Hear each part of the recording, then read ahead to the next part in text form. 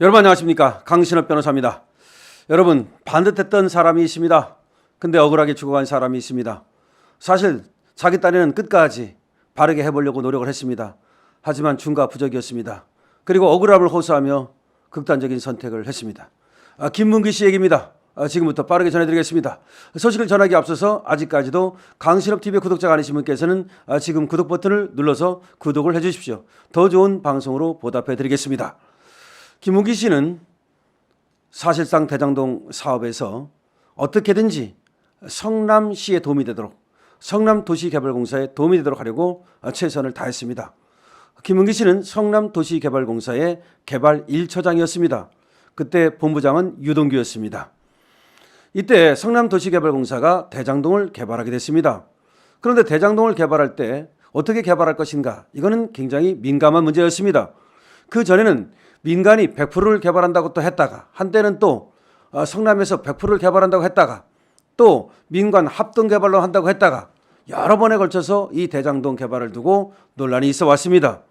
자, 그런데 결국은 이제 대장동을 개발은 해야 되겠다는 쪽으로 이제 기울었는데, 이 대장동 개발을 해먹으려고 사실은 미리 성남도시개발공사를 만들었다는 말이 있을 정도로 이재명은 이 대장동에 처음부터 계획을 갖고 있었던 것으로 보입니다. 그런데 그것을 알 수 없는 이 김문기 씨는 이재명이 성남시장이 되고 나서 개발 사업을 맡아서 좀 해주시오라고 부탁을 하니까 이 성남도시개발공사에 가서 자기의 전문적인 지식을 살려서 이 개발 사업에 이제 자기의 어떤 노하우를 펼치게 됩니다. 그때 맡았던 직함이 성남도시개발공사 개발 1처장입니다. 자, 그런데 정말 판교, 이 분당의 마지막 남은 노른자 땅이라고 할 수 있는 이 대장동, 이거를 어떻게 개발할 것이냐, 이것은 하나의 큰 숙제였습니다. 근데 김문기 씨는 그때 무슨 얘기를 하냐면은 적어도 개발 이익의 70%는 성남시에 와야 된다. 개발 이익의 70%는 성남시에 와야 된다. 왜냐하면 대장동 개발이라고 하는 것은 땅 짓고 헤엄치기입니다. 누구든지 따내기만 하면 떼돈 버는 겁니다. 원래 입지가 좋고 마지막 노른자위고, 그리고 당시에 부동산 값이 좋았기 때문에 분양은 뭐 100%고, 이래서 이거를 하여튼 개발을 누가 하더라도 그 이익의 70%는 성남시가 가져야 된다라는 생각을 했던 겁니다. 그런데 여기서 어마어마한 이제 이익이 예상됐기 때문에 그렇게 30%만 가져가도 이 개발하는 사람들은 큰 돈을 벌 수 있다는 것을 우리 김문기 씨는 알았던 것이죠. 근데 처음부터 그럴 생각이 없던 이재명은 말이죠, 이 성남도시개발공사 조례안을 통과시킬 때부터 그 당시 성남시의회 의장이던 최은길 뭐 이런 애들하고 결탁을 하고, 물론 이제 정진상이나 김용이나 이런 사람들을 시켜서 결국은 이 대장동을 갖다가 누군가에게 위로 주고 그 뒤로 큰 돈을 취하는 이런 방식의 개발을 선호하게 됩니다. 그래서 결국은 어떻게 되느냐, 이 대장동을 갖다가 민관 합동 개발, 다시 말하면 성남시와 민간이 합동으로 개발하는 것이 아니라 그냥 민간한테 다 줘버리는 이런 방식이 됩니다. 그때 바로 따낸 사람이 김만배입니다. 김만배가 이 대장동 개발 사업을 따낸 겁니다. 그리고 이제 거기에 남욱이라든지 정영학이라든지 정민상이라든지 이런 애들이 같이 하나의 그룹을 이루는 겁니다. 그런데 김만배는 누굽니까? 김만배는 누굽니까? 바로 이재명을 살려줬던 권순일과 공모해서 그 사람입니다. 그뿐이 아닙니다. 법조기자를 30년 한다고 그러면서 검찰과 법원 같은 데 엄청난 인맥을 갖고, 또 법조기자를 30년을 했으니 언론계에 또 엄청난 인맥을 갖고 이재명을 밀어주고 뒤로 돈을 취하던 업자입니다. 그런데 결국은 이 대장동 개발이 김만배가 세운 화천대유에 넘어가게 됩니다. 그리고 이제 화천대유는 여러분들이 아는 것처럼 천화동인 1호, 2호, 3호 이런 펀드를 만들어서 그 개발 이익을 받게 됩니다. 그래서 천화동인 1호에 1208억이 들어왔다는 거고, 그중에 428억이 그분 거라는 말이 바로 그렇게 연결이 되는 겁니다. 근데 이재명은 이렇게 돈을 뒤로 챙기기로 했으니까, 적어도 1000억을 챙겨서 정치자금으로 쓰려고 했으니까 이거를 성남도시개발공사가 들어가면 안 됩니다. 그러니까 그냥 다 김만배한테 줘야 됩니다. 그런데 반듯한 우리 김문기 씨는, 그 김문기 씨는 그러면 안 된다고 초과이익 환수 조항을 둬서 적어도 개발이익의 70%는 성남시가 가져야 된다라고 3번씩이나 주장을 합니다. 그런데 그런 것들이 유서에서 들어있고 또 공문으로 증거로 남아 있습니다. 그런데 이것들이 아무리 이 김문기 씨가 노력을 해도 이미 이재명이나 정진상 이런 애들은 짜고 있는데 그게 됩니까? 그런데 김문기 씨 밑에 주팀장이라는 분이 있었습니다. 이 주팀장도 반듯한 분이기 때문에 이분이 이제 계속 설계를 해서 이렇게 하자고 김문기 씨한테 올립니다. 그럼 김문기 씨가 이제 그걸 갖다가 이제 보고를 할 거 아닙니까? 그러면은 거기서 성남도시개발공사 전략사업실장을 맡고 있던 이 정민용이라는 자가 이재명의 하수인 노릇을 하면서 계속해서 태클을 겁니다. 그래서 결국은 김문기 씨가 바랬던 이 초과이익 환수 조항이 빠집니다. 그리고 김만배가 그 어마어마한 돈을 벌게 되는 겁니다. 초과이익 환수 조항을 빼는 대신 1,830억만 받는 것으로 딱 고정을 시켜버립니다.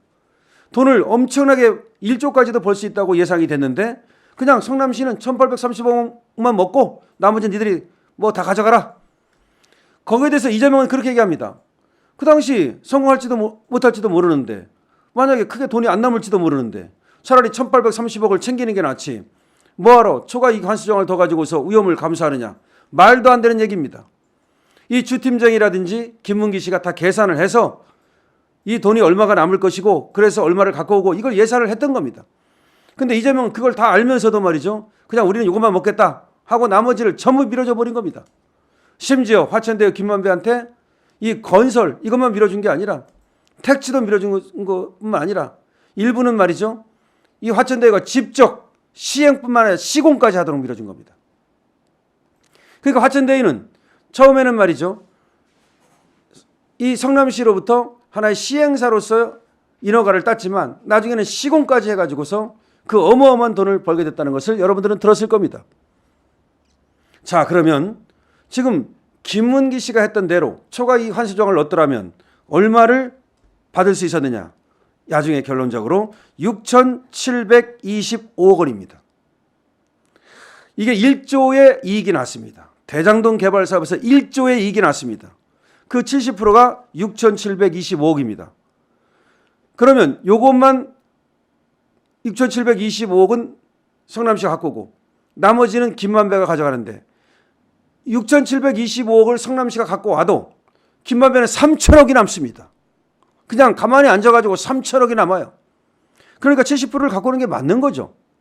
그런데 아까 말씀드린 대로 1,830억만 갖고 오기로 했기 때문에 이 차액만큼이 성남시가 손해를 보게 됩니다. 그래서 검찰은 여기에 근거해서 바로 이 6,725억과 1,830억 그 차액 약 4,900억이 됩니다. 이 돈이 대장동 이재명의 배임액이라고 확정을 지을 수 있었던 겁니다.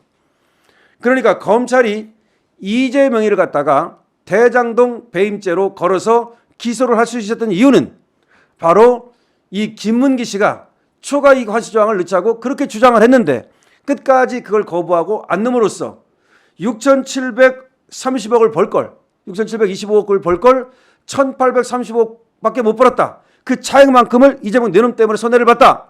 이렇게 확정이 된 겁니다. 즉 김문기 씨의 빛나는 활약이 있었기 때문에 이재명은 지금 대장동 깜빵 가는 겁니다. 그것뿐입니까? 지금 이재명이 깜빵 가게 되는 것이 또 뭡니까? 나 김문기 모른다. 김문기를 모른다를 왜 얘기한 겁니까? 김문기가 이렇게 초과이익 환수 조항을 넣자고 얘기했는데 지가 그걸 안 넣기 때문에 나 김문기 몰라 이렇게 해야만 유리했기 때문에 나 김문기 모른다라고 언론사에 나가서 4번씩이나 거짓말을 했던 겁니다. 즉 결국 김문기 씨를 극복하지 못하고 이재명이는 이제 낙마하게 되는 겁니다. 이걸 갖다가 이렇게 말할 수 있겠죠. 죽은 고 김문기 씨가 산 이재명을 잡았다. 죽은 김문기 씨가 산 이재명을 잡았다. 이렇게 말할 수 있는 거죠.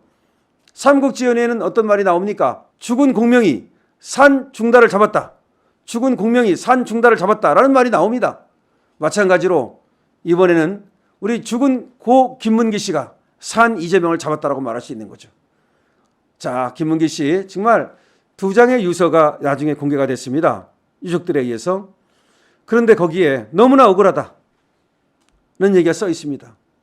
그리고 열심히 하려고 했던 흔적이 나타나 있습니다. 근데 일이 터지니까 아무도 안 도와주고 오히려 말이죠. 김문기 씨를 성남도시개발공사에서 징계하겠다고 말하고 또 죄도 없이 수사받게 되고 그래서 그 외로움 속에서 우리 김문기 씨가 극단적인 선택을 했던 겁니다. 김문기 씨의 그런 반듯했던 그리고 잘 하려고 했던 그리고 그 도둑놈들 속을 속에서 끝까지 정의를 지키려 했던 김문기 씨를 우리는 기억해야 되겠습니다. 강신업 TV입니다.